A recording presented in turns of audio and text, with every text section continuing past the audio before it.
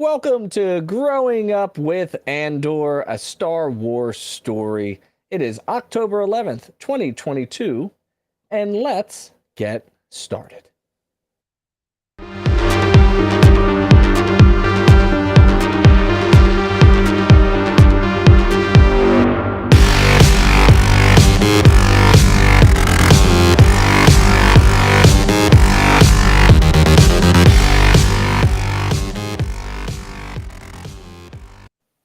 We have a brand spanking new intro because I always forget that I use music from a certain website, and if I don't credit it every single time, we'll get muted. That is, of course, backingtrack.gg, a wonderful backing track. I'm Sean of Extra Star Wars. Mateo's in the house. Damien is, what is he in the back to tank right now? He's got to get healed up. He's by himself with his daughter. His wife is away. He's doing double, triple duty, and we gave him the night off. So Damien, we'll see you next week. Hopefully you can catch the replay. Well, hello there, everybody, and welcome to Extra Star Wars Podcast. We are covering the Disney Plus series Andor, Star Wars' first show, dropping curse words, growing up and paying attention to the details. As the reviews start to roll in, we're excited to bring you our version of the show to help dissect this new version of Star Wars.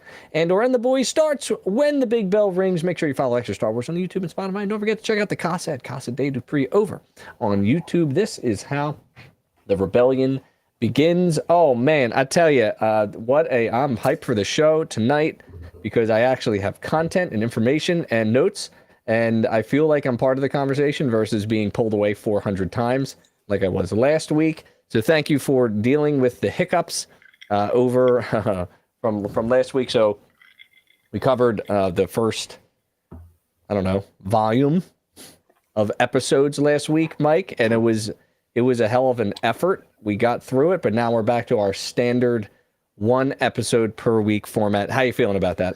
I'm feeling good. I feel like we covered a volume and a third. Yes. Not just the volume. Yes, indeed. But yes, indeed. I feel like, we won't go over 9 hours because it's only the one episode, and we're trying to. We are. Make it a little more concise. We're making it more concise, and we're loving life about it. We're happy to be part of course, the Red 5 network, which I absolutely have been ghosting the past few weeks, but they don't know the very exciting news that you know. So they'll know when I feel like telling them, and we're not going to tell them right now. We're going to leave them hanging. So shout out to the chat right now. Luna Girl doing a great job as always. A couple of our friends down in Florida, Charles and Pat, got slammed by Hurricane Ian, and they, of course, need your help. So if you're watching this on the replay and it is around October and you want to contribute to their cause, go ahead and contact Luna Girl over at the Sidebar Cantina to see what you can do to help them. I have family in on the West Coast. They just got power back yesterday. So that's crazy, right? But they were very prepared for it. I was down in Florida for Hurricane Charlie back in 2003, and that was absolutely insane. And my aunt who lives down there, she's not my aunt, but like we're a very close friend, and I'm not related, but she's my aunt. And she went, Sean, Hurricane Charlie was a rainstorm compared to what Ian was. And I remember buying a shirt that said, I survived Hurricane Charlie. I stopped, like it was a panhandler, and like selling $20 shirts. Of course I bought one. And they just said it was a bad situation down there, and like you can't ever really prepare for it. Although I did read some interesting news articles about how like newer developments who prepare for hurricanes, they did a pretty good job at surviving, hurricane shutters and the like. But speaking of Charles has the internet. He's here, or he's stealing the internet from Elon Musk with Starlink. Welcome on in, Charles. Great to have you. I'm glad you're doing well, and it's wonderful to have you. All right, so let's get to it. Our agenda for the evening, as long as my kids stay asleep. It has been a sick household of ear infections and nonsense, and I need them to stay asleep. I have them up on monitor. We're going to do the best we can. We're all tired. I was up 6 times last night. I love it. Let's keep it going. You know what I mean? Let's keep it going. Mike had a nice accident at the playground. It is hard to be a dad. I am mildly concussed right now, but here I am. The doctor at the playground cleared him of all protocols and sent him back out to the monkey bars. He's fine. It was the same doctor who was just fired from the NFL for the Miami incident. So I think you're going to be just fine. Wasn't as bad as Tua. No, exactly. So we've got Wi-Fi. That's lovely. You know what? I think that's worthy of a highlight. We have Wi-Fi. I love that. That's awesome. And they're going to do their best to restore the services. Listen, working in technology, when the internet goes down, oh my God, your whole world is cut off. You have to read the newspaper, as they would say. Our agenda for the evening, we are going to go over our overall impressions. We will talk about our top threes. Join us, of course, in the chat if you want to put down your top threes. We'll talk about maybe the bottoms of this episode, if any. We'll sort of list out some of our noticements. We'll do a little cross collab. We'll talk about our one-sentence summary. We'll talk about predictions, and we'll always end with a little laugh as we explore Mike's fetishes and outer world bodily experiences. Sure, it's gross. Fetishes? Whatever it is, it's gross. Why are we exploring my fetishes? Well, some of the goats have 4 horns. So I would say that this episode's pretty horny. I'm very horny. Indeed. We've got lots of people in the chat, so thank you for joining us. We're 6.5 minutes in, and we're getting started right into the content right now. We are, of course, assuming that you have watched the episode, and I am proud to report that I watched it on Wednesday evening, and then I think I casually watched it, like, in the daytime with my kids, either Thursday or Friday. I forget. And then I watched it again with subtitles, and then watched it at my computer while taking notes. So, like, I'm all in on this episode. And I have to say, it didn't get boring. Did not get boring one time on each rewatch. Mike, how many rewatches do you have? I have 2, like 2.5. One was the first night, so Wednesday night. Then there was like one like Friday-ish afternoon, where I was supposed to be doing a professional development, but I was watching it at my desk and also doing work in the background. Absolutely committed to extra Star Wars, even during the workday. I love it. And then once last night was when I did like my notes and like my final noticements and stuff like that. That's awesome. That's awesome. Yeah, it's definitely worth at least 3 watches, because there's a lot going on, Mike. There is a lot going on in these episodes. And I sort of appreciate it. I feel like we're in Entourage moments where you have to keep track of so many little things. So we're going to try to do that for you. And of course, I tweeted out, like, we are the caboose of most of the Andor shows. You got your people who put out a show like 6 a.m., 7 a.m., and then you got your live discussions over the weekend. You've got your ambitious people who do it, I don't know, Thursday, Friday. And then you got us. You've already heard all these conversations. We may not be saying anything. Any of that. Yeah, I don't. We don't listen to the noise. We just do what we do. All right. Overall impressions of the first off, the title is The Axe Forgets, and that's a mysterious title, of course. But when you hear it in context, you're like, "Damn, this cuts deep. Literally, this cuts deep. It's incredible. Love this episode." So my overall impressions is, we've got real life stakes, and I'm starting to really care about these characters despite not spending a lot of time with them. And I think it's important in my overall impressions to name all 19 characters, because that's exactly how many characters are in that have voice roles in this episode.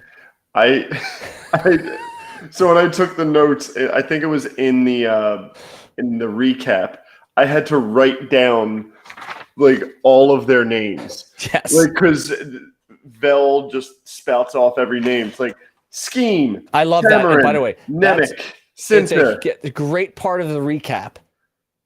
The showrunners know, like, there's no way they remember the names. We're just going to do a quick cheat sheet for everybody and Terramin, Nemec, whatever. All right, so in the order of sort of how they appear in the episode, Skeen, and I'm also including the recap, so that's why I'm starting with Skeen.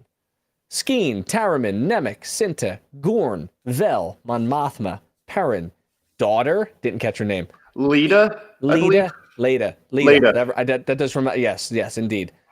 Edie, MVP. All right. Cyril, Clem/Cassian, Captain Tigo, Corporal Kinsey, Belevin, Deidre, Hart, Luthen, his lady friend. I don't know her name. Do you know the name? I don't think we got a name from the assistant yet. Understood. And you might say like, oh, this is a character's throwaway. Like, listen, Captain Tigo and Corporal Kinsey are sort of throwaway characters, but if they're good enough to have a subtitle name, I'm gonna put them in my character study when it comes to overall impression. So my overall impressions basically sums up as I'm really liking the character development, the entourage nature of episode 5. Mm-hmm. And there's layers to this story.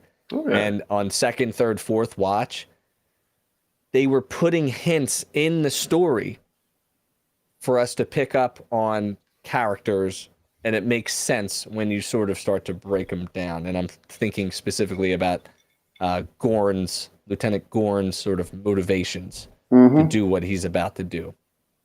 Mike, to you. Oh, I am so dumb. I didn't play my overall impressions thing. How dare you? Well, Mike, we're going to introduce your overall impressions. Start from the beginning. Go back. We're going to start it over. We're going to end the show, and we're going to start over. Hold on.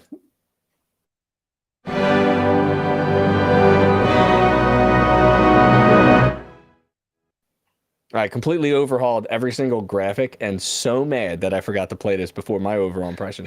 But we're here for your overall impressions, Mike, and for the chat's overall impression. So if you have a small sentence that you want to type into chat, go ahead and do that right now. Mike, give us your overall impression.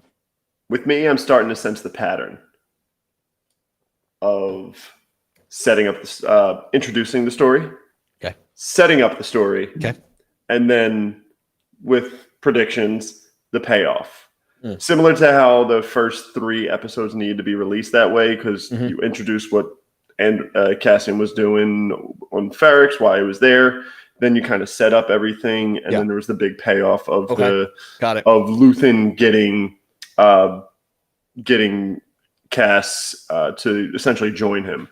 So I'm starting to sense a little bit of a pattern here, where they introduced Cass to Planet Aldhani. They set up the entire siege that is about to go on, and then next episode is probably going to be the payoff. And I'll talk about that a little bit later.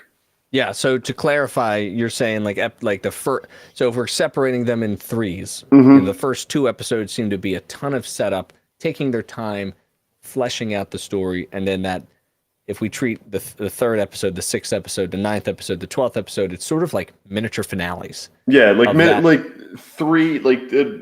if they break it up into 4 little mini movies, essentially, I'm okay with that. Yeah. It's sort of standing alone, and I do believe down the line we will get a marriage of these characters later down. I believe so too. They're gonna be revisited. There's too much effort to be placed, although give them credit. All right, cool. So positive or negative? I'm super positive about this episode. Mike? Yeah, I'm positive too. It's very similar to the last episode, where not a lot happened, but a lot happened. Yeah, I think more happened this episode in like appreciating certain details, which we'll flesh out. That's going to be the phrase of the night. I apologize if I repeat myself. Hey, let's keep it positive. Let's go into our top 3. So what we're going to do is we're going to be mysterious about our top 3s, and then we're going to talk about them in the effort to create clickbait short videos on YouTube. Here we go.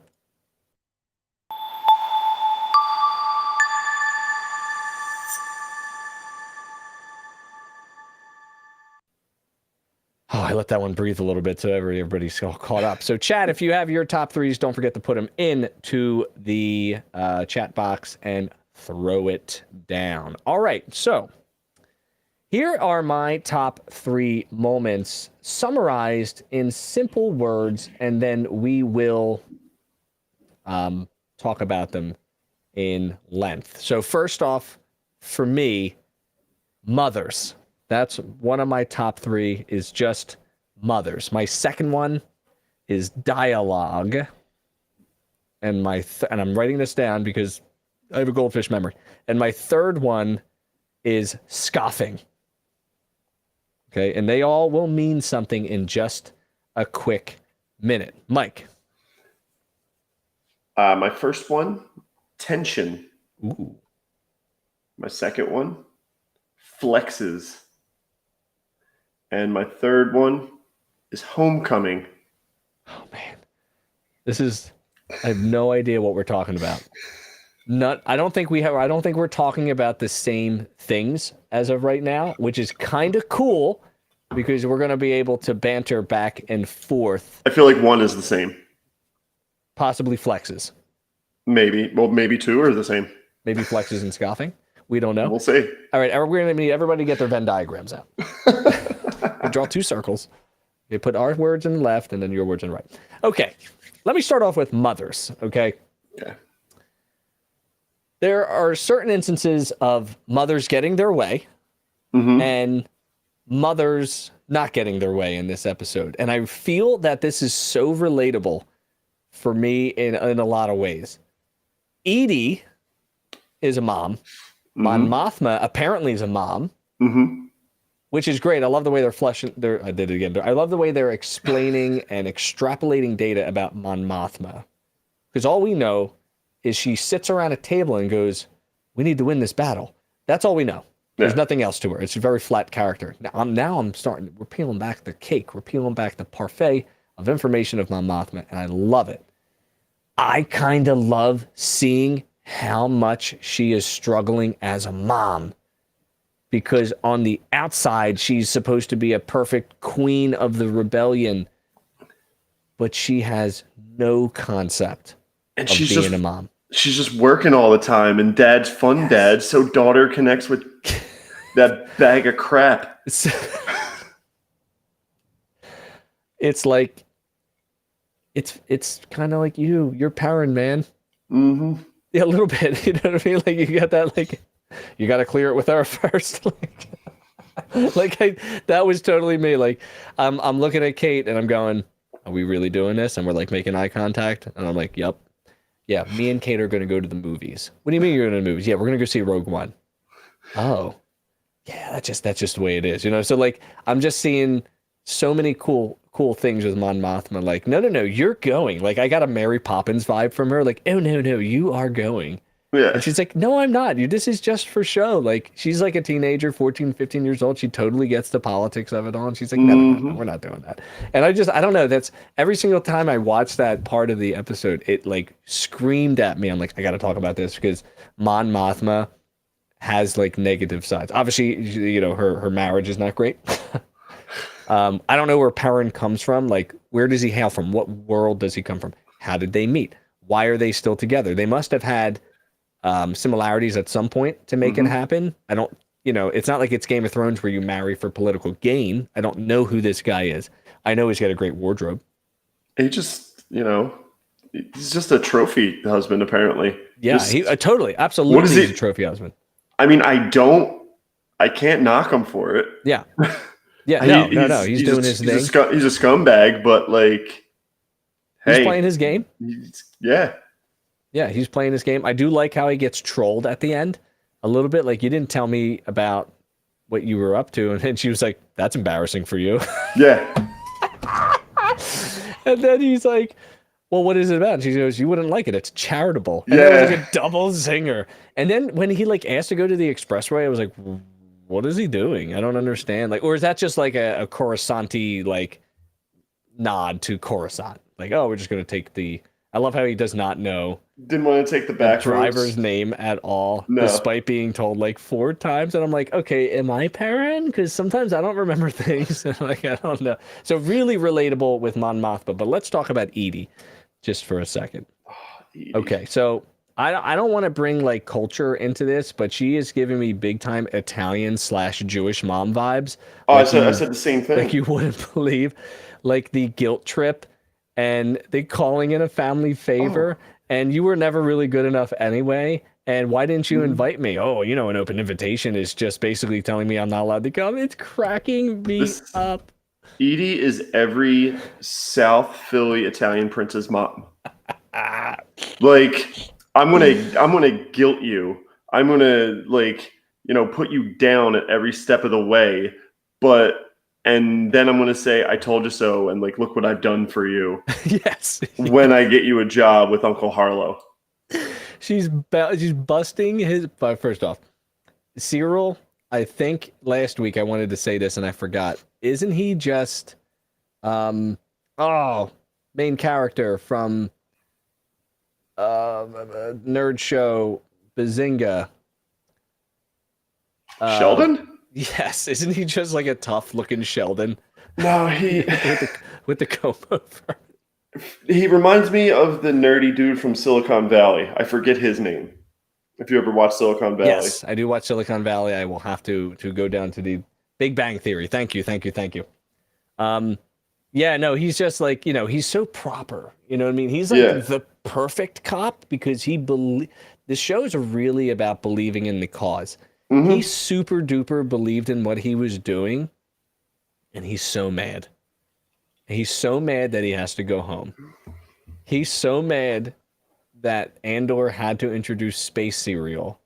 Can't wait for that to hit shelves. I will buy it immediately. Blueberry? It's definitely some sort of Kix, like Blueberry for sure.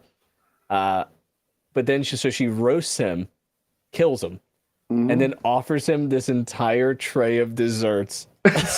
Just pushes the desserts over. And I love the mothers in this show.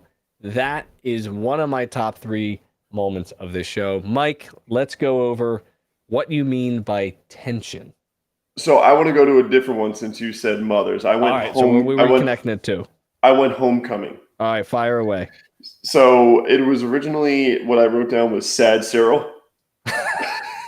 Sad cereal, eating cereal. Sad cereal. And I don't know why I am as invested as I am in this story and seeing where this goes, because I feel like the Cyril storyline can go a bunch of different ways. Yeah. Either he could be super mad at the Empire for firing him for doing what he thought was right, or he could go off on a bounty hunter type of rage trying to find Cass, or he can find Cass and eventually be like, I'm down with the Empire. So there's definitely more to this story, and I was my first watch, I'm like, why are they keying in so much on Cyril? Why do they keep going back to him? Is the mom is Edie just comic relief? Yeah. And then upon second watch, I'm thinking, there's definitely more to the story. He's definitely going to have a big role going forward. And I'm kind of excited to see it. I've got Cyril in my predictions, friend. And I think if we're going to connect it back to Homecoming. Cereal or Cyril? Both. This is a show about Andor, and we're fully expecting to see this whole heist plan. Mm-hmm. And the opening scene is Cyril looking out a window what the hell is going on? So that tells me that I 100% agree with you. There is something happening with that storyline, and they're pulling at that thread. They're not really being transparent about it. I want to see more, and that's the beauty of it. I want to see more. I'm not bored of that storyline. There's actually, I can tell you right now, emphatically, there's nothing boring about any of the characters so far that I've seen. No. There were forgettable moments in Book of Boba Fett. Forgettable. I don't even remember Book of Boba Fett. But in this show so far, I would say maybe the first 3, the first story, we'll call it. Mm-hmm. I've only had it one watch. I actually had to rewatch them, but I bet you I would like them. But they all have self-contained. Anyway, let's keep going. So thank you for Homecoming. All right, I'm going to move on. Are you good with Homecoming? Did that cover your Homecoming? Yeah, I'm good with Homecoming. Okay. I'm going to go with, we may talk about this at length, so I'm going to go with Scoffing. Okay. Scoffing. Charles, love you, buddy. Thank you for joining us. Follow what Charles says. He's pretty smart. Smash that like button and share out the content and report us as spam all at the same time. So Clem is a new guy. He's been there 2-3 days, and obviously there's a lot of questions around him. But one of my favorite scenes with Clem / Cassian is Vel and Taramin called him in to ask him about weight load. Now, as a licensed drone pilot, I come to appreciate the weight and load factor of like planes. Like I like that kind of stuff. So I didn't know what they were talking about at first, but Cassian, like, he knows stuff. He has like a deep knowledge of all things mechanical, strategy, espionage, like all this kind of stuff. And he realizes that they have no idea what they're getting themselves into. They have no clue. And he's scoffing at their questions like, what were you going to do if I wasn't here? And then he goes, and one of my favorite parts of the episode, he just goes, I'm flying it. You can say it's your idea. I don't care. If it's my ass on the line, I want to make sure that I'm in control and I can get us out of there. Yeah. You know, there's a shifter. It's a custom job. They had to put it on as an add-on. It wouldn't be in the original manual. Like, what? There's no Google out there in the mountain lands. Why does he know? How does he know all of this stuff? I love it, though, because it's building upon the lore of Cassian. And I think down the line, Rogue One is going to be such a sadder movie because he's a good character. You know, we're losing a good character eventually, and it makes me sad. That's my scoffing point. Where do you want to go, Mike? Tension or flexes? So that connects with flexes. Yes, that's what I'm talking about. Let's go. So similar to that one scene with the calibrating weight and to get it off the ground. Yeah. It reminded me a lot of like when you were younger and like this is going to be a crazy tangent. Like all these sexual terms are like, of course I know what that means. You tell me what it means. Yeah, right. Yes. I'm pretty sure I know what that means. Oh yeah, that happened to me all the time. You don't know what it means. Tell me what it means. And just the way you put it perfectly. He's like, no, it's my ass on the line. I'm doing this. You have no clue what you're doing. Yeah. And it's like, what were you expecting to do if I wasn't here? It would have got messy, but we'd figure it out. No, you'd be dead. Yeah, it's probably a suicide mission at that point. Uh-huh. And then the other flex is when I thought they were going to do the Imperial officer training montage of them just marching up and down. But he's like, you should be. And he flexes how observant he is, and he flexes how like the officer should walk. Nemec should be on this side because he's left-handed, and the gun should be on the outside. Skiing should be on this side. Mm-hmm. And then Vel just... Why? Explain your reason. Explain your reason, and then asks him to, like, what does this person shoot? What hand does this one favor? And then he just rattles off everybody. Yeah. Nemec likes to shoot left, but he's actually a right-handed person. Yes. Yeah, like stuff like that, like the observant in him. Yeah, 100%. That's a big-time flex. Good call. But yeah, the flexed cast just flexing everything. And it's really getting insight of like I want to know more. Like now I want backstory to how he knows all this stuff. Yeah.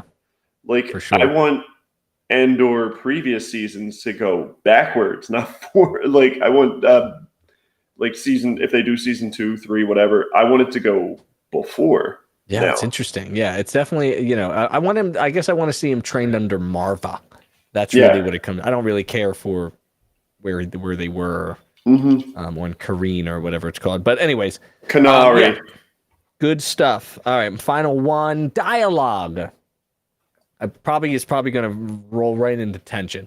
So I have the all character dialogue has been amazing in this episode, from Skeen to Andor to, like, in the beginning, Nemec and Andor, and then Gorn and his subordinates, like hanging on to every one of their words. But the one major thing that I hung on to was the manifesto of Nemec, and the one thing. The pace of their wrongdoings outpaces our ability to understand it.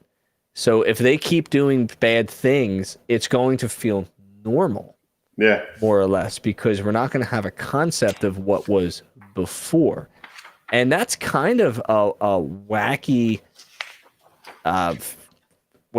psychology sort of way of looking at things, where you could liken it to the internet, right? Mm-hmm. There was a time before the internet, and then there was a time after the internet, and not many people now can really remember communication standards and information before the internet.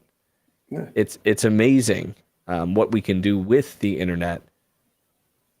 Put that into imperial wrongdoings, and we're just here to collect some taxes, and we're gonna give you protection from people, and then they just start taking over things, and it's like, well, that's just what they do. We feel safe, and it's just the rug mentality, the being stepped on all the time, and no one standing up. So all of the dialogue, in my opinion, was great. You can tell Gorn is like setting them up, man. He's setting up those Imperials like you wouldn't believe.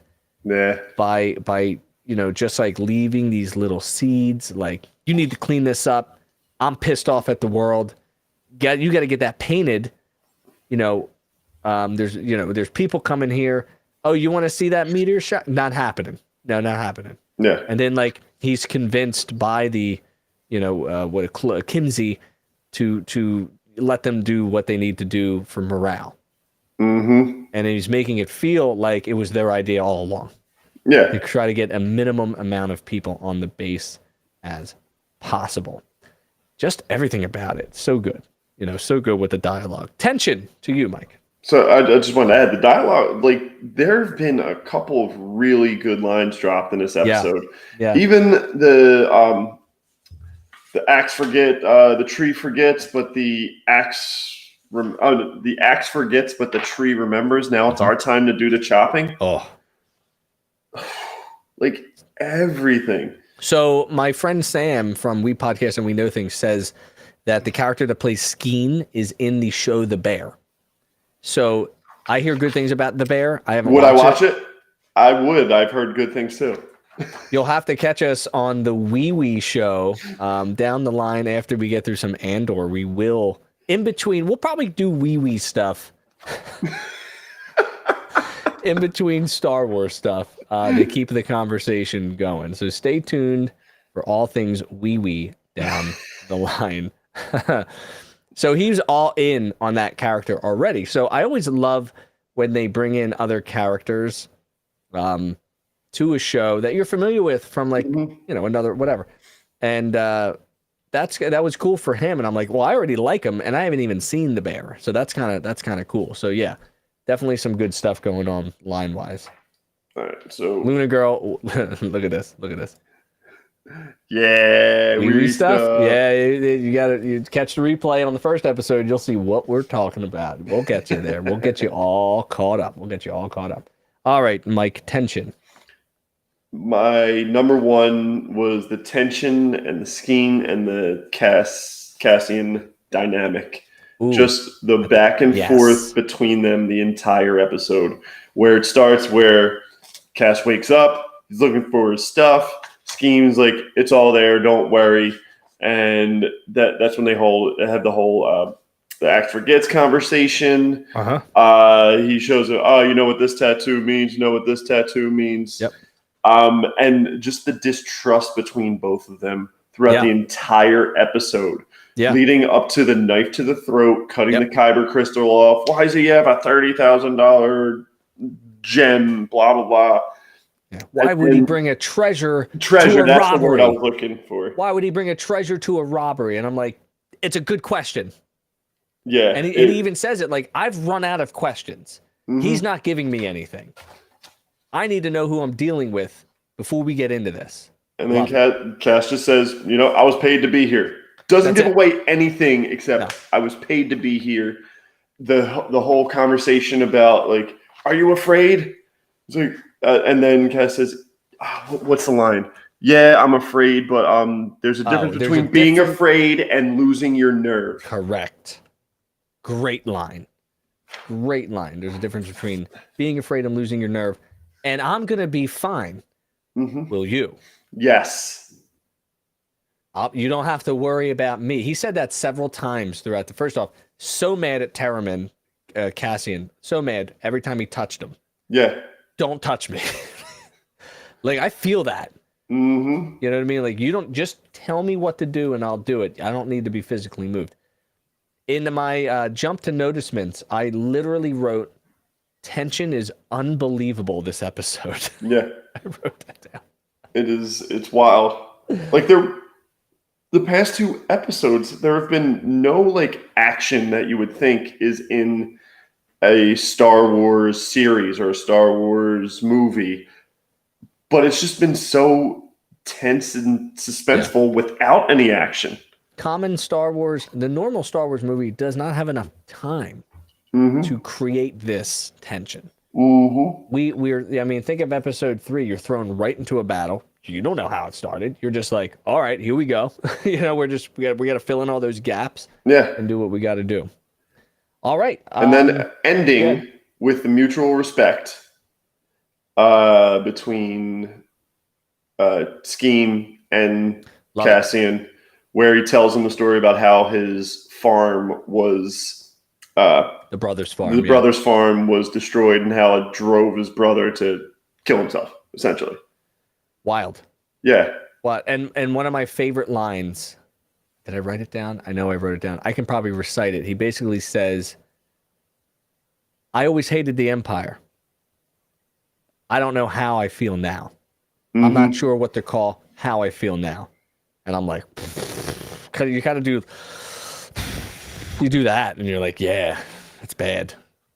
So, not tangent, but sidebar, quick noticement. One of Scheme's tattoos, he's a member of the Crate Head. Yeah. So it's God of War stuff. Yeah. So Tatooine? I thought so. I thought of Crate. You know, that's the only connection I would make. Would be a Tatooine connection. Maybe he was under the Sand People at some point, or some kind of slave. Something. Or because when he said his brother had a farm, I was like, a water farm on Tatooine, Mr. Cratehead, and then there's like pepper trees. Pepper trees. Sure. Yeah, we'll go with it. I'll accept that. I think they're staying as far away from Tatooine as they can. Judges, show. They'll allow it. They'll allow it. Thank you. Thank you. I thought you said, you want to know what I thought you said? I thought you said shelves. I'm like, what are we looking at? I want to see shelves. You said judges. Judges. I got it. All right. So yeah, that's the gist of our top threes. Thank you for listening to them. I'm sure there are many, many parts of the episode that spoke to you, but those are our tops. But we do have to talk about some of our negatives. So let's list out some of our grievances.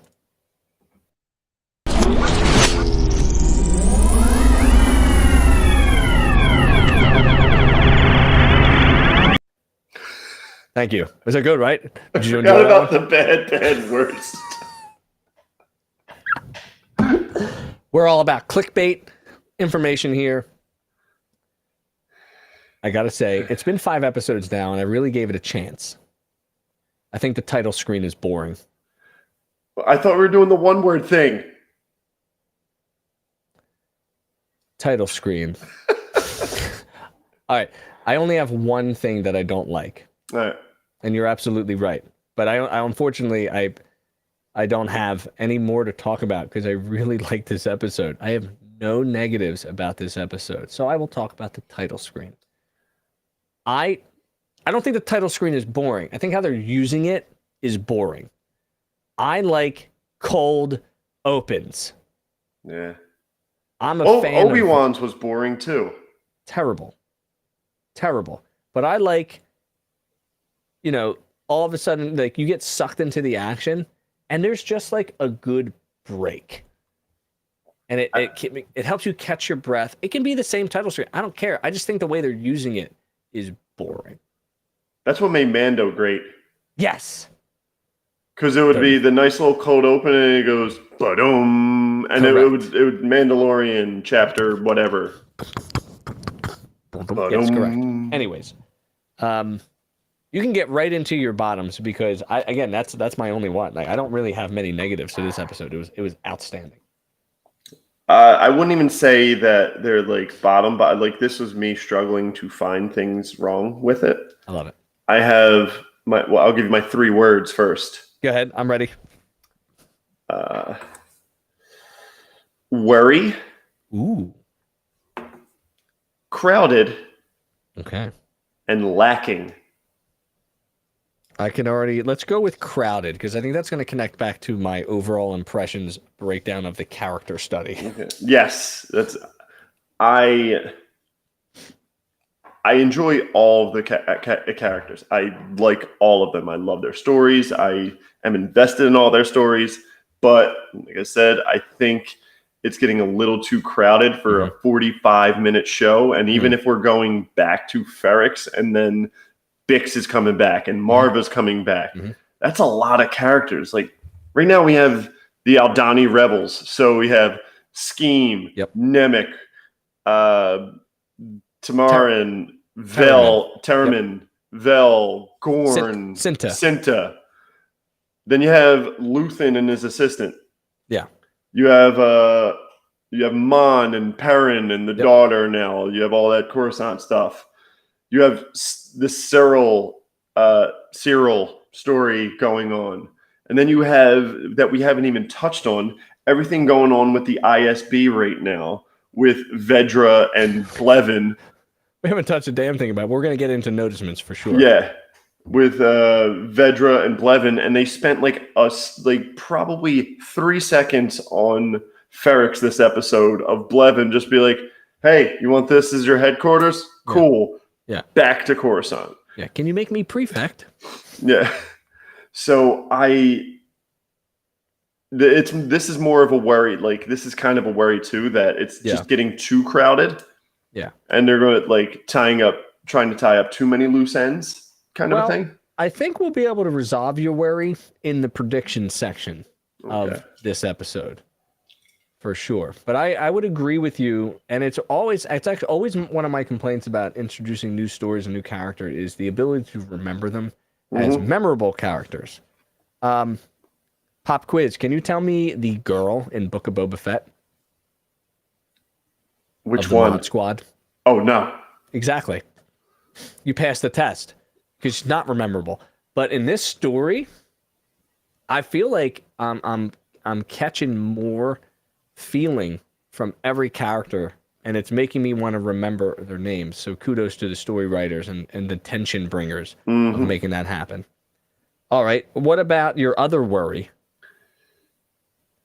I am worried that the intro setup payoff will become redundant. The 1, 2, 3. Okay. Like having the series in little 3 episodes anthologies. Yeah. And I believe there is a rumor that there's going to be a time jump soon.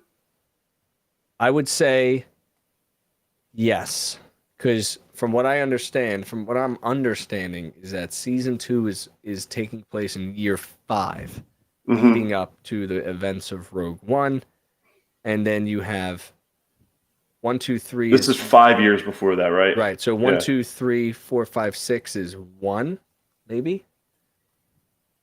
6, 7, 8. I'm sorry, 7, 8, 9. Maybe year 2, maybe 3. And then 9, 10, 11 has to get to 4. Yeah. Some way, shape, or form. I thought we were going to have, a clear year 1, 1, 2, 3. He spent a year with this crowd. Yeah. That would have kind of been cool, but I also like the distrust of it, nature, whatever. Or actually, they could have fixed it by just saying 1 year later. You know what I mean? They really could have. They could have, all this distrust, and like Skeen resolves it, and then it's like 1 year later, it's time. And then they get into their heist mode, and that's fine, whatever. But yeah, I feel a time jump coming soon. Which again is also a way to reset the board. Yeah. With all new characters.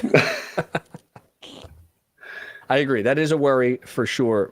Keeping it all straight. God forbid, I can't tell you 4 characters in House of Dragon right now. We're just not. I just don't talk about it enough to know. But I'm like, damn, no, Damon. They're all like this. I feel like 5 of them have the same name now. 100%. 100%. Doug Targaryen. Yeah, stop it. All right, lacking. Lack of Luthen. There was a lack of Luthen this episode. I missed my boy Luthen, but he did drop one of probably my favorite line. Talk to me. It ended the episode too. Mm-hmm. He's the assistant, which I don't think we have a name for her yet. Right. When he's worried about the heist like of the payroll, OCD checking the radio. Yep. She says it'll be over this time tomorrow, and then he says, "Or it'll just be starting." 100%. And I love that. I wrote that line down. That's how much I loved it. Great way to end the episode. I just needed more Luthen in my life. Also, one of those ways to end the episode that I wasn't expecting the episode to end at that point. And I was like, credits. Shit. We got a week. All right, let's watch it again. Let's run it back. All right, hey, listen. Like we said, not many negatives to this show right now. Set pieces are beautiful. Dialogue is wonderful. Characters are plenty, but also with some depth, and not many things in the negative area. I could see how some people think it's slow, but I don't mind it. Like my brother, who like got me into Star Wars when I was younger, he cannot stand Rogue One because he thinks it's too slow, and which I get it. I understand, but I like this little slow burn action going on. This is a burn. This is a burn here. Everything else, it's Star Wars is popcorn movies. You know what I mean? Like that's what you watch it for. Yeah. Lord of the Rings is slow burn, baby. Yeah. That's a slow burn story, but it definitely is worth it in the end. Well, I've got a list of notisements that I need to talk about. I'm sure Mike has a list of notisements that he needs to talk about. We're not going to do single words because we don't limit ourselves to just 3, so let's get started.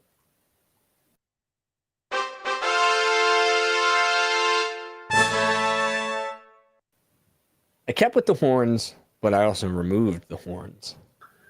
I love the horns. Love a good horn section. Yes, it's a brass section for sure. All right. My first noticement involves Coruscant, or as Google Docs corrected to Coruscant. Everything about it is amazing, from set design to feeling of Coruscant. From levels and rooms and foods and highways and the beautiful, sweet caddy that they ride in at the end. It is just a cool place. And of course, you have space cereal and space fruit and Edie and the cereal sort of thing, and Mon Mothma and Perrin. And the whole not too much in the political realm here, sort of whispers of it, but really we get what Mon Mothma's trying to do. They're trying to launder money. Like, okay, how are they going to do that? Yeah, it seems like Luthen needs this payout to pay people. Like he's really relying on this money, and like he might be over with if he doesn't get it done. So he's stealing from stealing from Peter to pay Paul, as they would say. So, yeah, everything about Coruscant, for me, is really wonderful. I love Coruscant. I have a bunch of... Well, Lunar Girl, what if Mon got that wop? Well, she is a ginger, and they can't be trusted. Okay, let's move on. So I have a bunch of little random things that I noticed. The blue milk. Blue milk, of course. We didn't even mention the blue milk. There were mentions of, I believe, Vedra mentioned Jakku. Kessel. Yep. What was the other one? Hosnian Prime. Yep. Fondor, I believe. Yeah, something else. I didn't catch what it was in like comparing to what was known. Yeah. But interesting that Jakku got a shout out to me. Big shout out to Jakku. Like, what is on Jakku that is so important that the Empire would care about? It's just like a shipyard, a bunch of wreckage, isn't it? Well, not at this point. There's nothing. It's just desert. So what is there that's important at this time? I mean, I'm assuming that Nema Outpost is there. It probably just exists. But why would the Empire have presence there? It's actually perfect for a rebel cell to set up camp because who cares about that backwater planet, they would say. But speaking of the ISB, I'll jump in. I love the scene. Didn't make my top threes, but I love how obsessed Deidre and her Deidre, not Vedra. Her what I didn't catch his name. Oh, it's Hart. Yeah, Deidre and Hart. They're just like popping Adderall, and they're like 2 files each. You're like, fuck yeah. We already got Calf. We need this, and they're cycling through papers like they're trying to find patterns. They're so motivated to figure out the pattern. It has given me big time Thrawn vibes. Yeah, because that's his game. His game is figuring out the cultural patterns for whatever. It is like, it's so great to see how notoriously obsessed they are with what they're trying to achieve. I love that, you have like stim cartridges and like all these fancy like back to tanks, and they're just like popping a pill. Yeah. It's a norm. That's so normal for us in this world. And they're just like, yeah. And it was like in like a container, and she pops it open and it's good. Yeah. Can I be made prefect? Is a sentence I wrote down that was one of the captains that is running the hotel on Ferrix. And one of the things that I always appreciate about the Empire is how they're always crawling over each other to get to the top. Yeah, like ants, and they're just like, I need to get to the top. King of the Hill is always happening for the Empire. It's one big pyramid scheme. It really is. It really is. All right. Okay. What about you? Do you have any more? I got 2 more. One thing I noticed, and I thought it was coincidence, but now I think it's a thing. Okay. Cassian always sniffs his drink before, like when someone hands him something, he sniffs it before he takes a swig. That is awesome. I wonder, I hope it ends up being like a really cool detail of like how, I just don't trust anyone ever. Yeah. Yeah. But I noticed it happened twice in this episode where Nemec gives him the milk, the Dre milk. Yeah, something like that. Really stinky milk. And he sniffs it, takes a sip, and then at the campfire, I believe it was Terramin, whatever his name is, gives him something, takes him from a canteen, takes a sniff of it, and then drinks it. Yeah. And I think he did it in Luthen's ship. Yes, agreed. So I'm starting to pick up on this. That's spy stuff, man. You know what I'm saying? Like, it's bringing me, James Bond vibes. Who, remember in Casino. We're gonna sidebar to the wee list real quick. Casino Royale is an outstanding Bond movie, and there's a great scene in it where he is sipping his signature martini at the table, and what's his face, Mads Mikkelsen, who is also in Rogue One, so this counts. Throws a little poison in there, and he has to revive himself in a car. Unbelievably tense scene. Lovely scene. Did you catch? I caught this from the internet, not me, but the navigational tool that Nemec brings out. Do you know what that is? I forget the name of it. It's like an old Polaroid manual camera, and it just pops into place, and you can take pictures with it, and I develop them. So that's just another great example of using real world objects and making them something different. I thought that's pretty cool. I love the scene where Terramin, like we have to visualize they're in a valley, and Terramin is talking about the Imperial base, and the way they set up their campsite is the exact distance it will take to travel from waypoint to waypoint, as if they were at the base right now. Mm-hmm. So he's saying like, yeah, this is a little flat, but it's actually more of a downward pitch. There is the old temple. That's where our campsite is. But as you walk to that point, that's where the opening of the door is. And Andor's just like, yep, I got it. Mm-hmm. This makes sense to me. Yeah, got it. Yeah. Yes. And then like again, they've been there for months of preparing this. And then falling down to Nemec and his like perfect. I love models. I love Lego. Mm-hmm. I love little, I used to do those plastic, car models. Yeah. That you buy from like Michael's, like sometimes I'd paint them, sometimes I'd just do them like normal.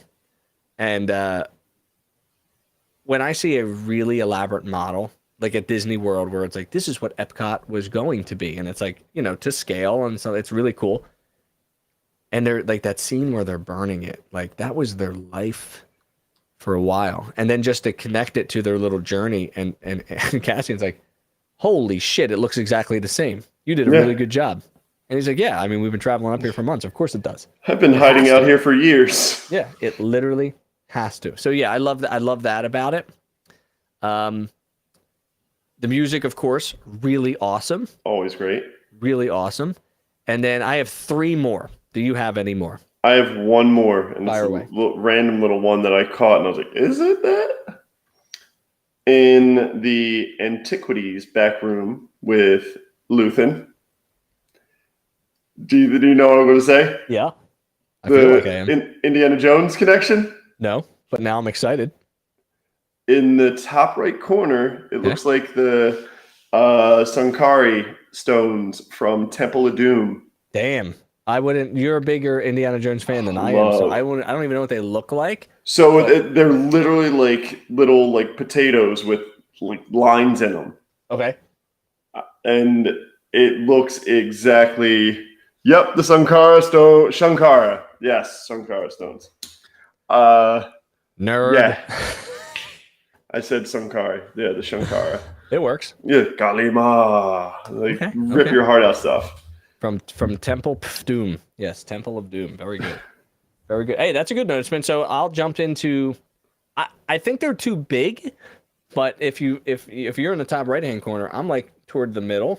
Mm-hmm. But what I'm catching is a Sith holocron and a Jedi holocron, but they feel too big, so I feel like they're replicas for decoration.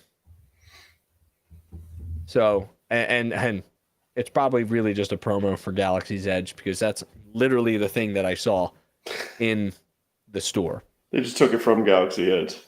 Doc Andor's store, as they would say. All right, my final 2. Boy howdy, does Cyril blame Andor for his current life situation. He is looking at his holoprojector. He is obsessed. That will jump down into my predictions in a little bit. Mm-hmm. But one thing that is a bold noticement is Gorn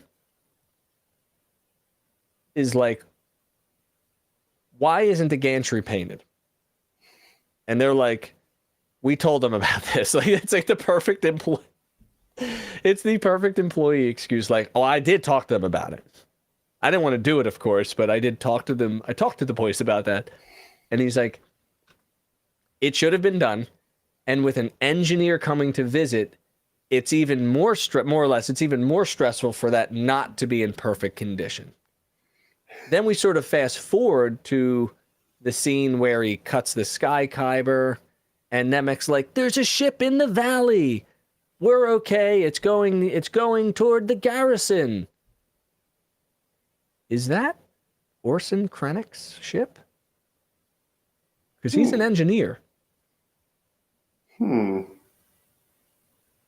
ship is blurred. It is background blurred, but it's in the traditional, point with the wings down. Yeah. And I want to say it's black, in color, which would make sense to Orson Krennic having a little bit of a cameo. It also makes total sense because we're only 5 years before Rogue One, which means we're 15 years into the construction of the Death Star, which means that what does Aldhani have to provide Death Star other than credits? Payroll? Why would they be there? What resource is Aldhani providing? All good thoughts. All good thoughts. Interesting. Gorn is like, when you, from teacher to teacher, when you're like getting observed in your formal observation year and you just like take it out on the kids right before whoever's coming in, you're like, listen, you little shit, you're going to be good. You're going to make me look good. Yeah. That is Gorn right now. Yes. Yes. And again, I think he's doing it on purpose. Oh, yeah. I wrote down that I love that Gorn is literally playing them like a fiddle.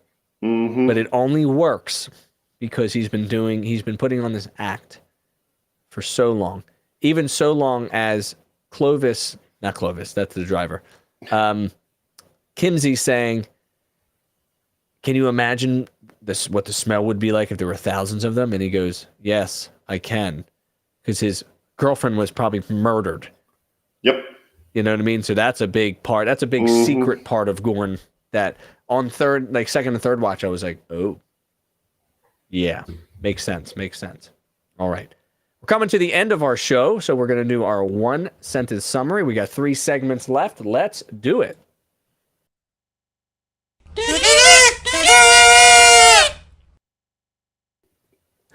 The audio is titled Two Kazoos. We have goats for the Death Star, clearly, for the Aldhani Krennic argument. I thought the ship was gray. I can't really trust you. You're part of the scuttlebutt. Thank you for being here. I have a 1-sentence summary for just one episode, and I'm pretty stoked about it. Do you want to go first or second, Mike? I lost the coin toss to you. I'll go first. Doesn't matter. Okay, fire away. My 1-sentence summary. The axe forgets all of these characters' names. Boom, roasted. Yes, the axe forgets all these characters' names. That's actually funny. Mine's way more serious, and I apologize about it. I can't be serious. I understand. As the fire of the rebellion is stoked, Clem and crew have to learn to trust each other if they are to walk away alive. Yours was a lot more serious than mine was. It was basically, I wrote for IGN. Yeah. That's about it. That was my IGN 1-sentence summary. I want a Fondor Hallcraft. That's my sentence. Well, I can't provide that on the show, unfortunately. The budget's been cut, and recently there's been a robbery at Aldhani, and all of the credits are currently missing. Let's move on to our predictions.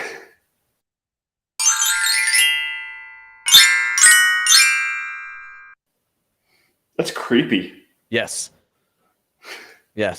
We want it to be creepy. We want your attention, and we have your attention. All right, so I've got a few thoughts. Mm-hmm. Krennic sighting, obviously. Damien mentioned last episode a Saul sighting. I don't think we're going to get it there. I don't think we're there yet. I think I said it too. Yeah, I think that's year 3, year 4 when the alliance is starting to form. I think the partisans are still sort of these rogue cells. I think Cyril, speaking to just Cyril again, unfortunately we have the predictions of several threads.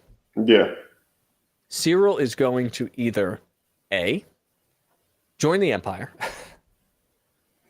or B, join the rebellion to become a mole to kill Andor.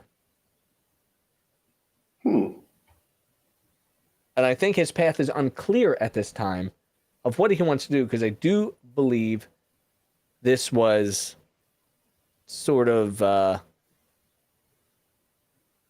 his moment. He's got to make a decision. I guess that's what I'm trying to say. And is he going to? I don't think he's choosing. Everybody believes in their cause, right? That's sort of the topic of this episode. Nemec's got his thing. Skeen's doing it for his thing. We're not really sure why Vel's there or Taramyn. We know why Gorn's there. We kind of know why Andor's there. Everybody has their own cause. Cyril, who loved being a police officer and he was goody two-shoes, his motivations have changed. His cause was taken away. He has new cause. And it's all about going after Andor. And now he's really thinking about how is he going to get there. Infiltration at its finest. We'll see. We'll see. I've got a few left, but I'll let you take the floor for some, if you have some. So I think with this episode, it's going to follow the format. So we're going to get a conclusion. I think I'm going to say about half of the, well, I'm going to say 4/7 of the Aldhani crew get got. Yeah. I think Skeen dies in a rage of gunfire. Yeah. I think Nemec has a very sad death. It'll make me sad if he dies. I think the only ones that are going to survive are going to be Vel, Cinta, and Cass, obviously. I don't think Gorn is going to make it. I don't know what's going to happen with Cyril. I'm very interested to see where this goes with Uncle Harlow. Is that the name, I believe? Yeah. I'm calling in a family favor. She has a smoker's voice, but does not look like she smoked her entire life. I know. It's a very interesting dynamic. It really is. You don't call, you show up one day. Oh my God, it's so great. Well, what does she say? An open invitation isn't an invitation at all. Correct. Something like that. Yeah, correct. Everybody who has this, everybody who's civilized knows that an open invitation isn't an invitation at all. It's so good. Oh my God, that's so great. All right. I think Deidre will find a rebel cell, and it will probably be Saw's. Maybe that's the connection, how we're going to get in with Saw. I'm down for that. Okay. Here are my deaths, because I feel like there's going to be deaths. Skeen, Taramyn, and Cinta will eat it. Death by Gorn. He's got to make a decision. So either like save face and like still pretend to be Empire. Like he knows that they're about to get away, but he's got to sort of save face. So there's going to be, I feel like the next episode is going to be super duper sad. Oh, it's going to be wild. Vel, Nemec, and Andor will survive. Vel has a stake in the game with Cinta. Cinta being taken away will just drive her to be more rebellious. Nemec, I do feel, is like the cornerstone of the rebellion right now. He is the one that is in for the civilization versus personal reasons like Skeen. I don't really know why Taramyn's in it. I didn't catch that. I'm not sure if you caught it. We know Andor he's in it by survival instincts, but not exactly for the cause. He's like the Jyn Erso right now, who's just like living her life. And if you never look up, you don't know what flags are flying. Doesn't matter, sort of something like that. Which kind of brings the scene of Rogue One into question of, you can't just decide when you want to fight for a cause. You're either all in or you're all out. Okay. And then my final question. Do you have any other thoughts? I have one final question. Not at all. I have no thought. What happens after this heist then? What happens? They're obviously going to get a big victory by stealing this stuff. It's going to be sad, but they're going to accomplish their goal. they're going to get back to Luthen on, I'm assuming, a agreed upon. You know what? Now that I think about it, I don't think Cynthia can die if she's away from the base, because Cynthia and Vel are going to be away from the base. That's why I said the only 3 that are surviving are Cass, Cynthia, and Vel. Hold on. Redacted. Now that I'm thinking about it. Judges? Not allowed. Not allowed. Sorry. I wasn't thinking about the storyline and things that have happened already. But what does happen after the heist? They're going to get away in the ship. They are going to come to an agreed upon point. They're obviously going to abandon that ship. They're going to transfer all the stuff to Luthen's ship, maybe. I don't know. Or some sort of freighter. That freighter maybe splits, and maybe that is funding the different. Maybe Luthen has been coaxing these different rebel cells saying, I want you to join me and I can get you money and I can sponsor you. And then maybe this is the way that these different little factions come in to play. Mm-hmm. I don't know where we. Interesting. I know. Good point. So we got some good points in chat. Everybody except Ro is making good points, especially this one. Especially that one. All right. So we have the next arc will be Mon Mothma in the Senate. The Senate. I agree with you. That's lovely. All right. And we have, so I think we have some good predictions going on for the next line. Let's us move on to our final funny segment of the show before we sign off for the night.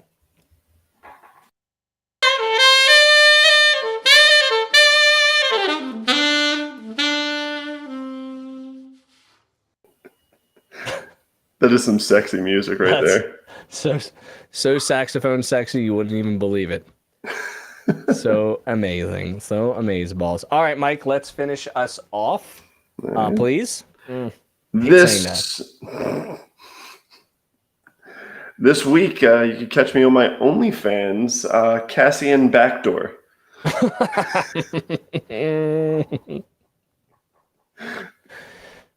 Make sure you subscribe. 50% off on all products. Top 0.1%. Yes, top 0.1%. OnlyFans.com/backdoor. Well, listen, it's a tight hour 12. Honestly, it was really an hour show because we had 12 minutes of banter in the beginning. So I think we did a really good job. Chat, you were amazing as always. LGDB, Scariff, Nicole, Charles. I think Megan was in here at one point. So I appreciate all of you interacting and making it all happen. But this has been Andor number 5. The Axe Forgets. Lots of juicy content. We miss you, Damien. Thank you for. Whoa, sorry. Whoa. I meant to remove the graphic and I clicked the video. Whoopsies.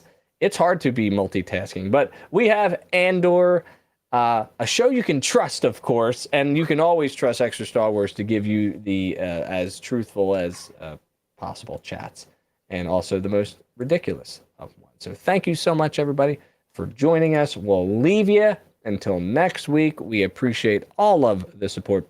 And throughout the week, I will be posting clips from this show, smaller clips. So if you don't watch the whole show, you'll be able to watch the smaller segments. And I just picked the random segments. So love you all. We'll see you next time. Mike? Go Phils. Go Phils. Phils beat the Braves. 7-6 today in improbable measures. And we love that. See you, everybody.